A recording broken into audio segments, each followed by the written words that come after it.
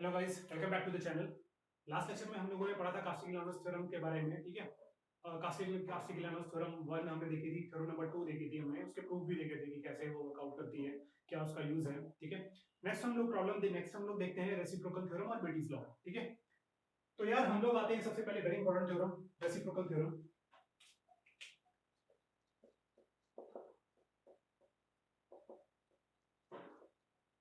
ठीक है। तो रेसिप्रोकल थ्योरम आपकी बोलती क्या है यार, सबसे पहले देख लेते हैं इसको, फिगर के थ्रू समझ लेते हैं ये बोलती क्या है ये चीज, ठीक है। सपोज ये मेरा एक फ्रेम दिया मैंने, इसको मैंने ये मेरा कोऑर्डिनेट एक्सिस है, दिस इज 1, दिस इज 2, ठीक है। कोऑर्डिनेट एक्सिस का मेरे कहने का मेरा मतलब है जो यहाँ पर जो लोड अप्लाई होगा वो इस डायरेक्शन में होगा, वर्टिकल डायरेक्शन में, इस डायरेक्शन में, हॉरिजॉन्टल डायरेक्शन में, ठीक है। डिस्प्लेसमेंट जो मेरा अप्लाई होगा वो इस पे वर्टिकल डाउनवर्ड और यहाँ पे हॉरिजॉन्टल से मेरे को मतलब है, ठीक है, हॉरिजॉन्टल डिफ्लेक्शन से। तो बेसिकली ये मेरे कोऑर्डिनेट्स हैं for defining loads and displacement, ठीक है। मतलब इस पॉइंट पर लोड इस डायरेक्शन में, डिस्प्लेसमेंट इस डायरेक्शन में, इस पॉइंट पर लोड इस डायरेक्शन में, डिस्प्लेसमेंट इस डायरेक्शन में, डाउनवर्ड डायरेक्शन में, ठीक है। तो रेसिप्रोकल थ्योरम जो मेरी बोलती है वो, सपोज मैं इसको देता हूं आई, इसको बोलता हूं जी, रेसिप्रोकल थ्योरम मेरी बोलती है रो I J is equals to rho J I, ठीक है। कई जगह पे सिंबल ऐसे भी बन रखा है यहाँ पर, ठीक है। तो हमको ये चीज देखनी है कि ये जो डिस्प्लेसमेंट है ये आई J equals to rho J आई है, ओके। तो यार इसका मतलब है कि दिस इसका हम लोग ऑलरेडी मतलब पढ़ चुके हैं। इसका ये मतलब है कि लोड एट आई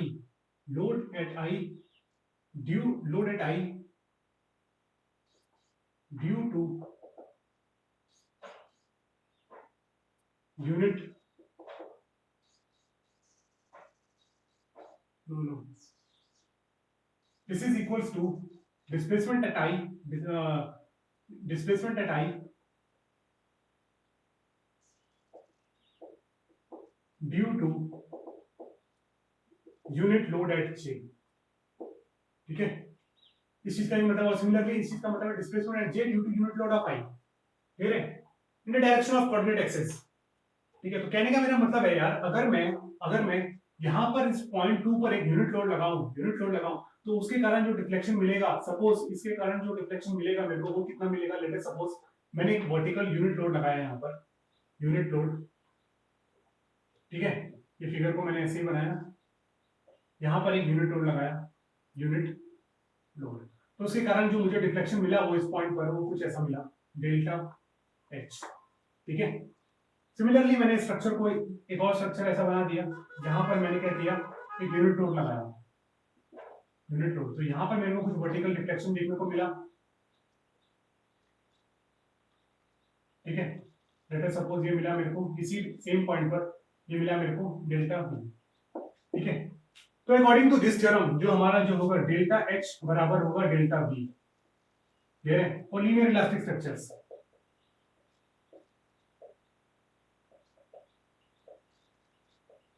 क्लियर है। तो रेसिप्रोकल थ्योरम मेरा यही बोलती है कि unit displacement at I due to unit load at J, तो यानी ये मेरे कहने का मतलब है कि यूनिट डिस्प्लेसमेंट हुआ है यहाँ पर, ये unit displacement at J due to unit load at 2, ठीक है, is equal to displacement at v at this vertical at due to unit load at this point, ठीक है। तो यही मेरा कहता है कि यही मेरी जो थ्योरम कहती है वही कहती है कि रेसिप्रोकल थ्योरम मेरा यही है, ठीक है, जिसमें रो आई जे इक्वल टू रो बराबर होगा रो जे आई के। अब ये थ्योरम को हम देखते हैं कि कैसे ये चीज डिराइव हुई है, एक बार इसको चेक करते हैं।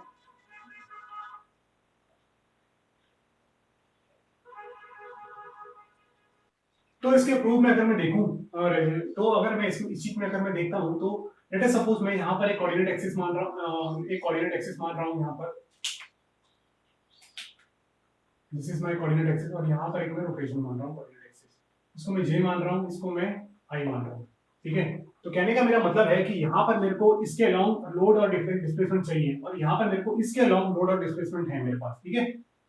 तो अगर मैं देखूं, let us suppose unit load के कारण, लेट अस सपोज कि यूनिट लोड के कारण इस पॉइंट पर जो डिफ्लेक्शन होता है आई पर, वो यहाँ इस पॉइंट पर अभी कोई लोड नहीं है, ठीक है। मैं लोड अप्लाई कर रहा हूं इस पॉइंट पर पी आई, क्लियर है, निश्चित मैं पी आई लोड अप्लाई कर रहा हूं, तो उसके कारण वर्क डन जो होगा वो मेरा, उसको मैं ऐसा लिख सकता हूं half into P I into rho I I, लिख सकते हैं इसको। रो आई आई कहने का मतलब है कि displacement at I due to unit load at I. तो मैंने सिंपली क्या किया कि यूनिट लोड के कारण जितना डिस्प्लेसमेंट होगा उसको मैंने पी आई से मल्टीप्लाई कर दिया। यही मेरा क्या होगा यार, यही मेरा क्या होगा, यही मेरा, ये मेरा टोटल डिस्प्लेसमेंट हुआ, टोटल डिस्प्लेसमेंट, और इनटू में पी आई, ये टोटल एनर्जी हुई। ठीक है, इसको ले लेते हैं U1।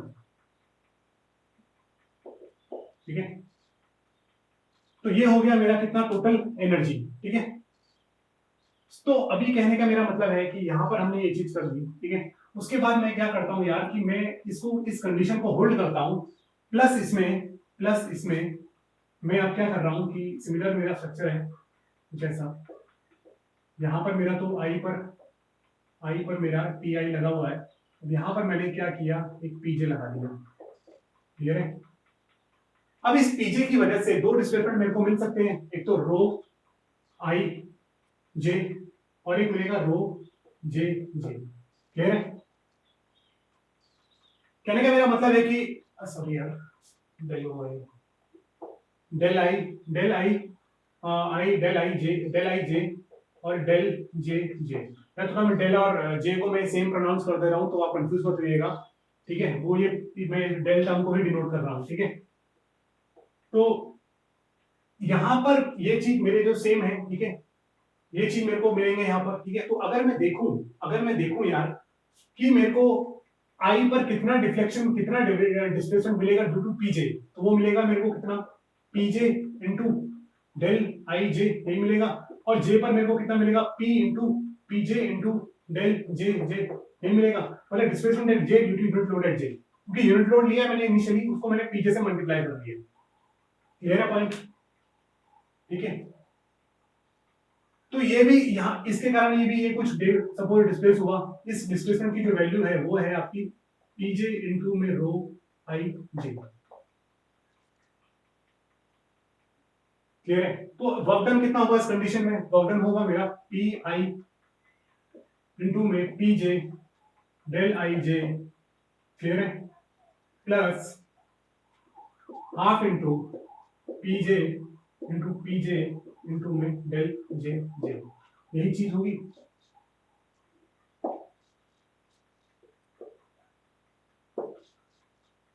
क्लियर है? तो टोटल वर्क डन मेरा कितना होगा, टोटल वर्क डन होगा मेरा, टोटल वर्क डन जो होगा वो होगा मेरा कितना, हाफ वर्क डन या total strain energy, half into P I into में डेल आई आई इंटू में P I plus P I P J del I J plus half into P J into में rho J J, यही होगा।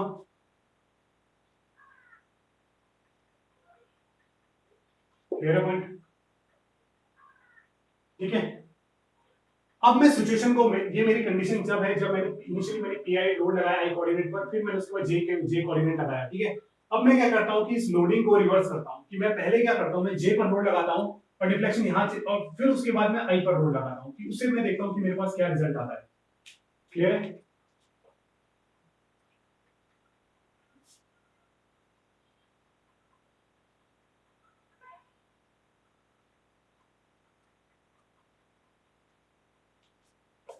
ठीक है, same structure है मेरे पास।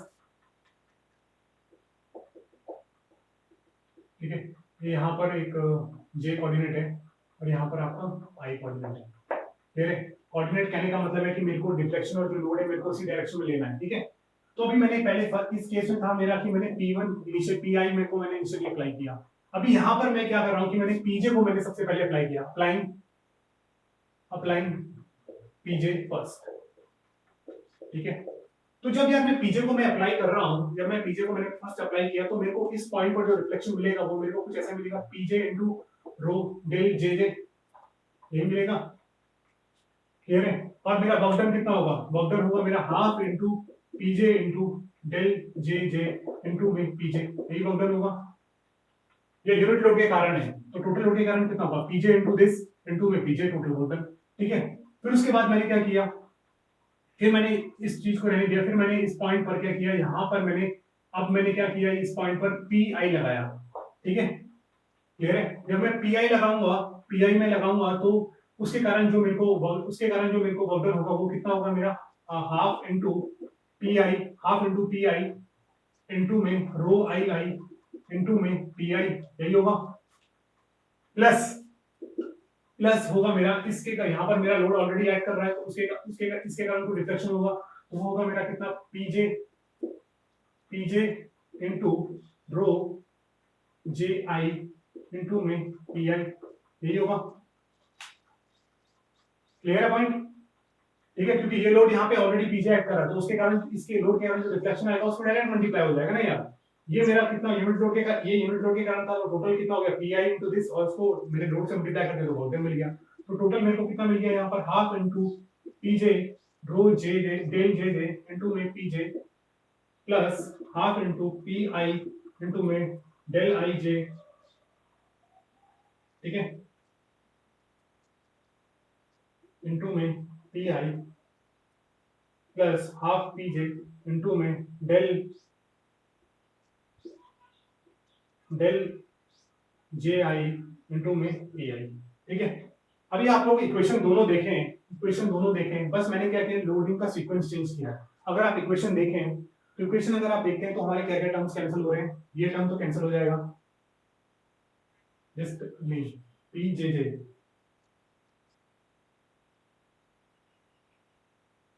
Half P I P J J,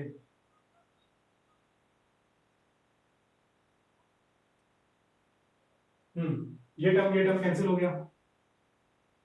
clear है? उसके बाद पी आई और रो आई वाला टर्म भी कैंसिल हो जाएगा।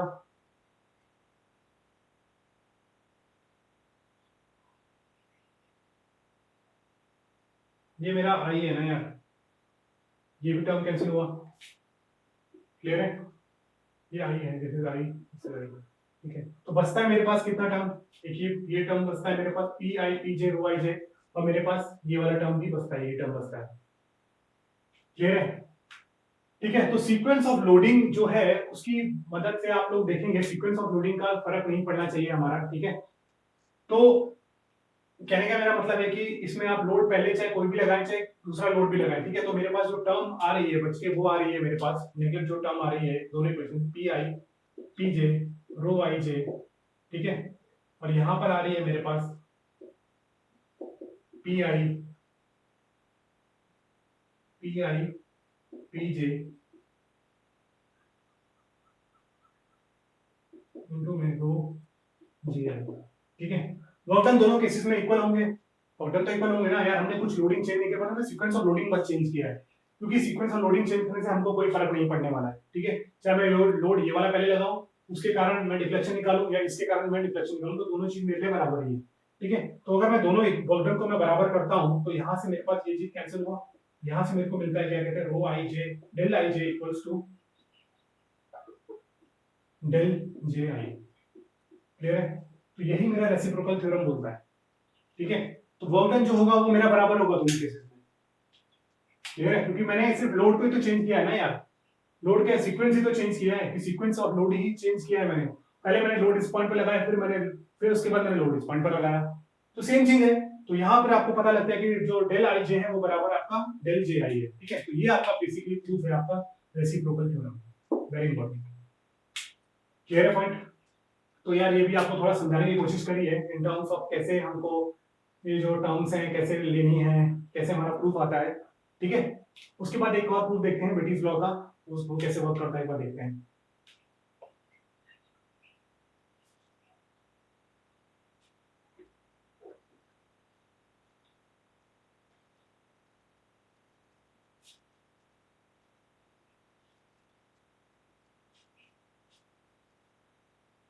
ठीक है, और रेसिप्रोकल थ्योरम में आप एक और चीज देखिएगा, सपोज ये आपका अगर लोड है, ठीक है, यहाँ पर आपने कोऑर्डिनेट एक्सिस ये ली है, यहाँ पर आपने कोऑर्डिनेट एक्सिस ये लिया है। ठीक है, दिस इज 1 दिस इज 2।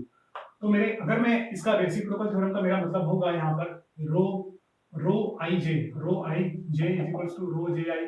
ठीक है, तो कहने का मेरा मतलब अगर मैं इसको आई लूं और इसको जे लूं तो रो आई जे मतलब यूनिट लोड एट आई और डिस्प्लेसमेंट एट 2, यहाँ पर जो डिस्प्लेसमेंट होगा वो मेरे को क्या करना, थीटा लेना पड़ेगा। ठीक है, वो बराबर होगा किसके, रोटेशन लेना पड़ेगा, वो बराबर होगा यहाँ पर मेरे को मोमेंट अप्लाई करना है, मोमेंट अप्लाई और यहाँ पर हॉरिजॉन्टल डिस्प्लेसमेंट। ठीक है, तो यानी डेल्टा एच आई, ये जो दोनों टर्म्स होंगे वो बराबर होंगे। क्लियर है? तो कोऑर्डिनेट एक्सिस की टर्म्स में आपको देखना है कि आपको लोड और डिस्प्लेसमेंट आपको क्या लेना है। ठीक है, वेरी वेरी इंपॉर्टेंट। ठीक है, बेसिस लॉ में आते हैं।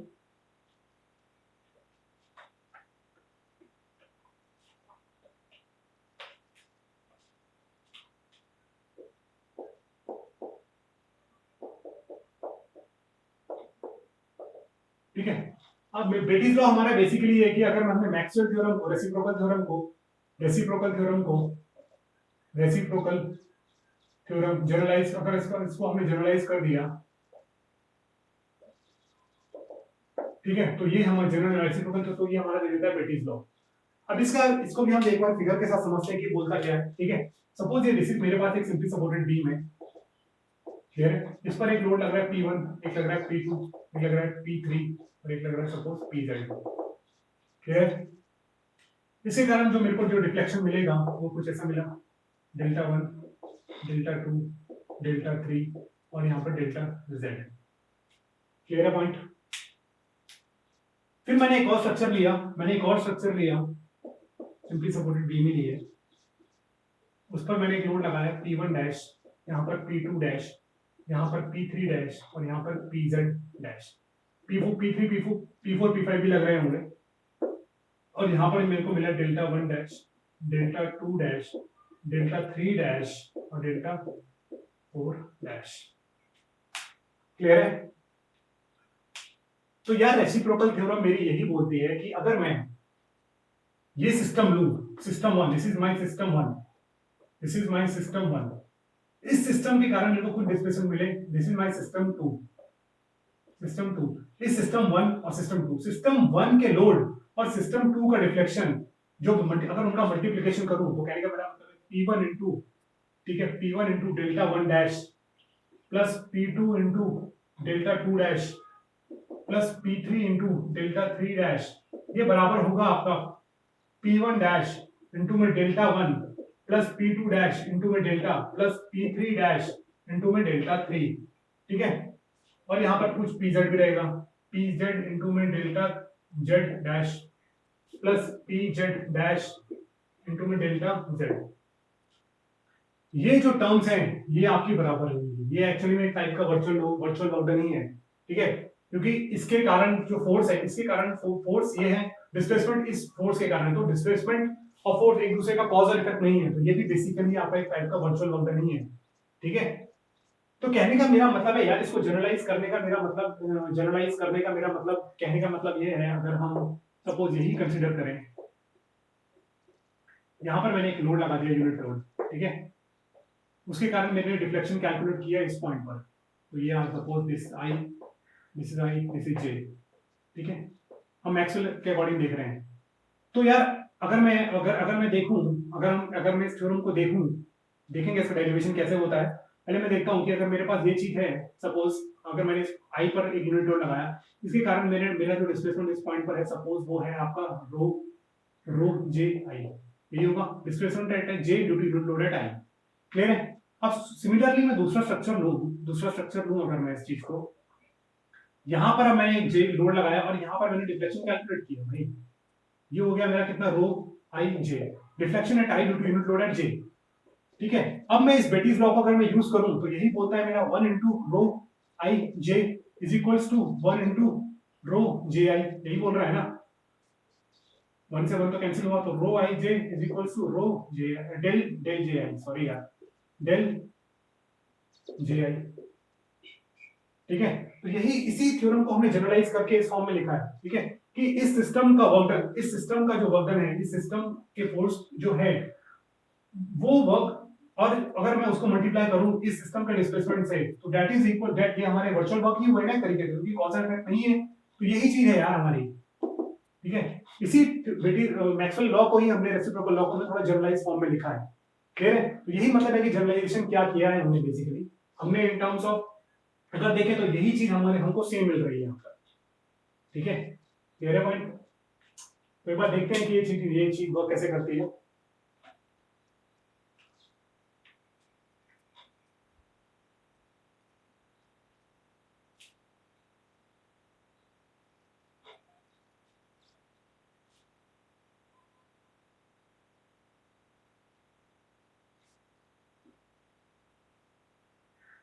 ठीक है, तो यार सबसे पहले हमारे पास जो इक्वेशन आती है, हमने जो इक्वेशन आती है, इक्वेशन जो हमने लिखी थी वो लिखी थी हमारे पास P1 into delta one dash plus P2 into delta two dash plus P3 into delta three dash, ठीक है, plus Pj into delta J dash, ये लिखी थी। अब इक्वेशन को जरा सॉल्व करते हैं एक बार, इसकी वैल्यू क्या होगी। अगर मैं देखूं यार P1, इसको मैं लिख सकता हूं डेल्टा वन को, मैं डेल्टा वन डैश को मैं क्या लिख सकता हूं, rho one one del one one into P1 dash लिख सकते हैं, plus del displacement at 1 due to unit load at 2 P2 dash, ठीक है, plus del 1 3 P3 dash, plus ये हम लिख सकते हैं कितना del 1 j into Pj dash, ये लिख सकते हैं। ये जो पूरी है हमारी, ये क्या है हमारी डेल्टा वन तो यही होगा ना यार, unit displacement at 1 due to unit load at 1 into P1 dash, ठीक है, plus unit load at 1 due to unit displacement at 1, नहीं displacement at 1 due to unit load at 2, क्योंकि 2 का लोड हमारा P2 डैश है तो उससे हमने मल्टीप्लाई किया, तो यही चीज आएगी हमारी। सिमिलरली P2 के लिए भी मैं यही लिखूंगा, रो 21 इनटू में P1 डैश प्लस रो 22 इनटू में P2 डैश प्लस रो 2j इनटू में Pj डैश, ये चीज होगी। और ये चीज है हमारी किसके बराबर, ये है हमारा डेल्टा टू डैश, क्लियर है। और सिमिलरली अगर मैं अगर मैं ये मेरी सपोज लेफ्ट हैंड साइड है और अगर मैं राइट हैंड साइड पे अगर मैं इस इक्वेशन को यूज करता हूं तो वो मेरे पास जो वैल्यू आई थी मेरे पास P1 डैश इनटू में delta 1 plus P2 dash into delta 2 plus P3 into delta 3 P3 dash plus Pj dash into delta z, यही आई थी। अगर मैं इस इक्वेशन को लिखता हूं तो मैं इसको क्या लिख सकता हूं, P1 डैश इनटू में इसको डेल्टा z को मैं क्या लिख सकता हूं यार, डेल्टा 1 को मैं लिख सकता हूं डिस्प्लेसमेंट एट 1,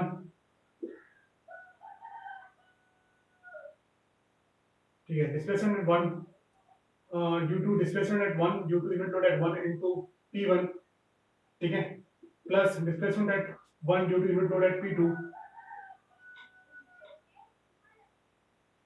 ठीक है, plus displacement at 1 due to unit load at J, ये लिख सकते हैं इसको।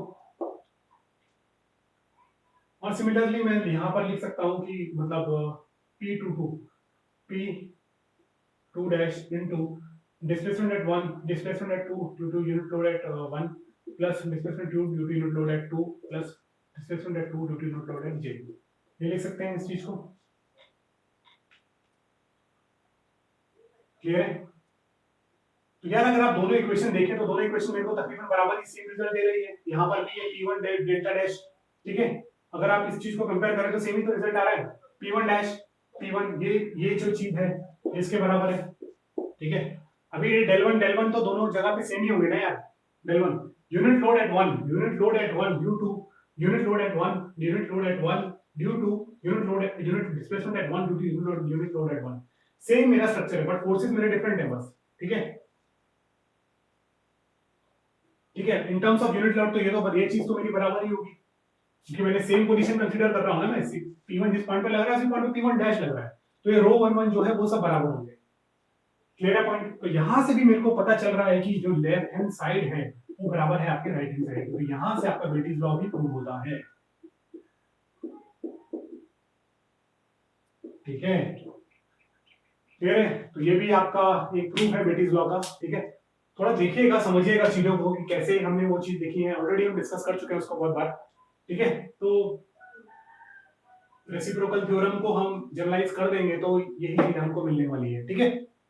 तो क्लोज करते हैं यार इसको। अब ये हमने जो लोड लिए हैं यहाँ पर, ये सारे वर्टिकल लोड दिखाए हैं आपको प्रूफ समझाने के लिए, बट एक्चुअल में लोड यहाँ पर सपोज अगर ये P1 लोड है, यहाँ पर हमें मूवमेंट मिल सकता है, यहाँ पर हमें कुछ यहाँ पर मूवमेंट मिल सकता है, कुछ डिफरेंट लोडिंग मिल सकती है। तो P1 P2 ऐसा नहीं कि ये सब आपके वर्टिकल लोड है, डेल्टा 1 डेल्टा 2 ये सब आपके वर्टिकल डिफ्लेक्शन ही है, ये आपके रोटेशन भी हो सकते हैं, डिफ्लेक्शन भी हो सकते हैं वर्टिकल, ठीक है। तो कंफ्यूज नहीं होना है, ठीक है। जैसा हमको लोड दिया उसके अकॉर्डिंग हमको वैल्यू, उसको अकॉर्डिंग हमको वैल्यू वहां पे पुट करनी है, ठीक है। तो ये मैंने आपको एक प्रूफ समझा दिया है चीजों का, ठीक है। आई होप आपको चीजें बहुत क्लियर हुई होंगी इस चीज में, ठीक है। तो ये कुछ थ्योरम्स थी, Castigliano's theorem 1 theorem 2, this is reciprocal theorem और मैक्सवेल बेटीज लॉ। ठीक है बेटीज लॉ। तो ये चीज 4 थ्योरम्स हैं, बहुत इंपॉर्टेंट है आप लोगों के लिए समझने के लिए। ठीक है, आगे हम लोग इसके प्रॉब्लम देखेंगे तब और हमें अच्छे से थोड़ा समझ में आएगा। ठीक है, तब तक के क्लोज करते हैं। Thank you very much.